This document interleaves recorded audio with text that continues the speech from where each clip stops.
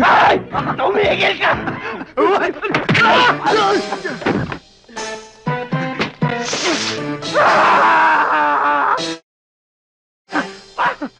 Kita! Tulungan niyo ako! Tulungan niyo ako! Huli na to! Huli na! Tulungan!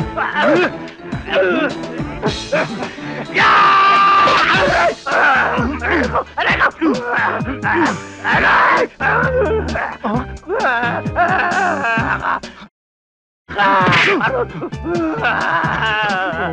Ayaw mo na ka!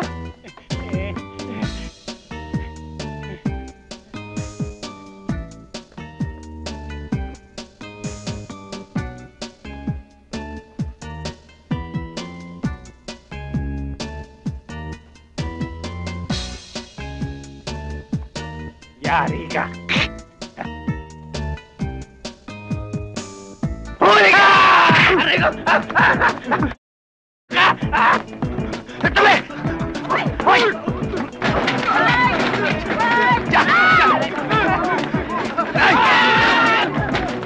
Tigil! Ikaw ang tumigil! Mag-report sa opisina! Sir! Yes, sir! Sige na! Puro kakat... Sayang!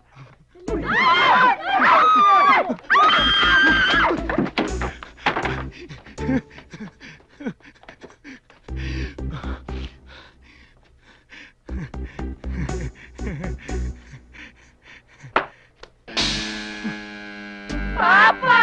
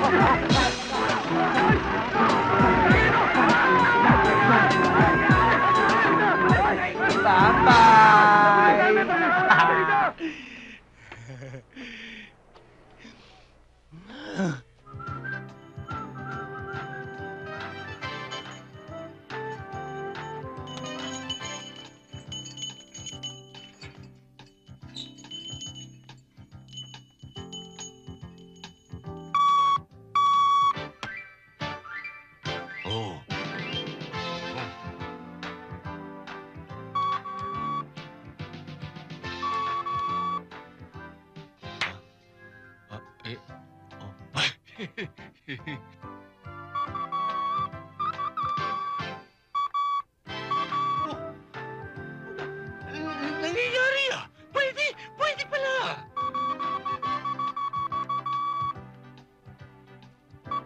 At last! Nabuo ko na rin!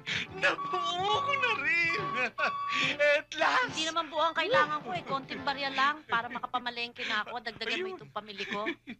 Shh! Huwag mo ko istorbohin. Masisira yung concentration ko. Yan, binigay na sa akin yung formula eh.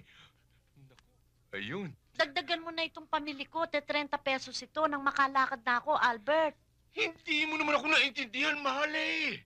Mahal talaga ang bilihin ngayon. Kaya dagdagan mo na ito at hindi kakasya. Alam mo, wala akong pera. Sa sweldo ko na, sa sweldo. Paano ka naman magkakaroon ng pera? Diyan naman nauubos sa kabibili mo ng libre yung sweldo mo eh. At saka yung computer na yan. Pwede ka naman umarkila. Bakit hindi ka na lang umarkila? Bumili-bili ka, ang down payment, ang laki-laki. Yung aircon natin, 3 taon na dun sa shop, hindi mo matubos-tubos. Kaya mo, matutubos din natin Paano? yan. Iha, bakit iniistorbo mo na naman ang asawa mo? Alam mo namang utak ang kailangan dyan. Baka mawala ng laman ng utak niyan. Mama, mimili ko. 30 pesos lamang ito. Di pagkasahin mo na lang. Bakit iniistorbo mo pa ang asawa mo? Kinampihan na naman ninyo eh. Sige. Iho? Sige, lalakad na ako. Iho? Kumain ka muna at magmerienda ka. Oo, salamat. Siya kaya ang pamilihin ko ng 30 pesos lamang ang dala sa palengke. Tignan ko naman kung ano mabibili niya. Sa mahal ng bilihin ngayon. Pa yung mga invention na yan, oh. Aray ko naku. Mami, pupunta kayo palengke? Oo. Ano huwag niyo kakalimutan yung mga food for the brain ko para lalo ako tumalino. Anong food for the brains? Yung bang malalaking isda, steak, mga manok, ano pa ba, gatas, at saka yung mga... Sandali mani! lang. Wala na ako mani. Sandali lang. Alam mo ba kung magkano ang pamili ko? 30 pesos. Bakit hindi niyo pa ako diretsuhing mag-ama? Magnakaw na lang kaya ako sa palengke. Basta ba huwag kayo magpapahuli?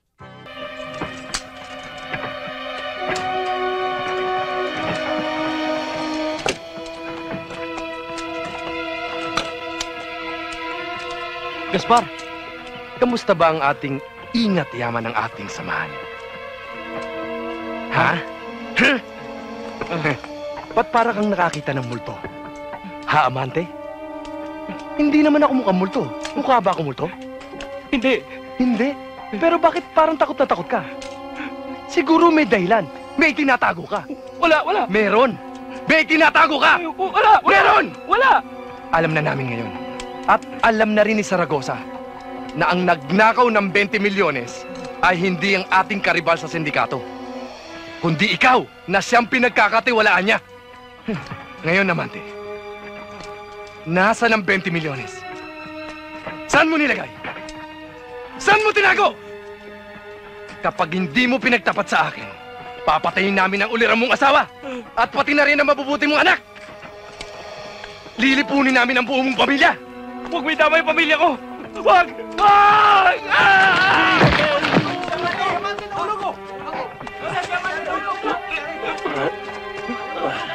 Huwag!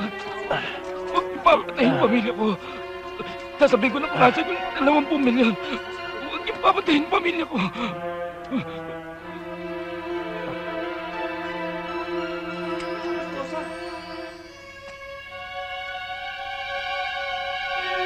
Tubig. Kukuha ka ng tubig. Sandali. Tubig. At...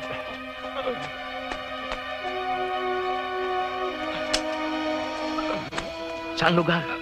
Saan lugar? Bahay.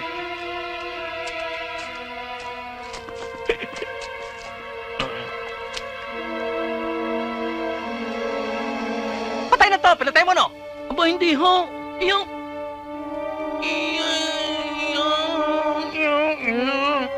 Tubig. Ito na tubig. Hoy! Anong tubig? Patay na yan! Patay na siya!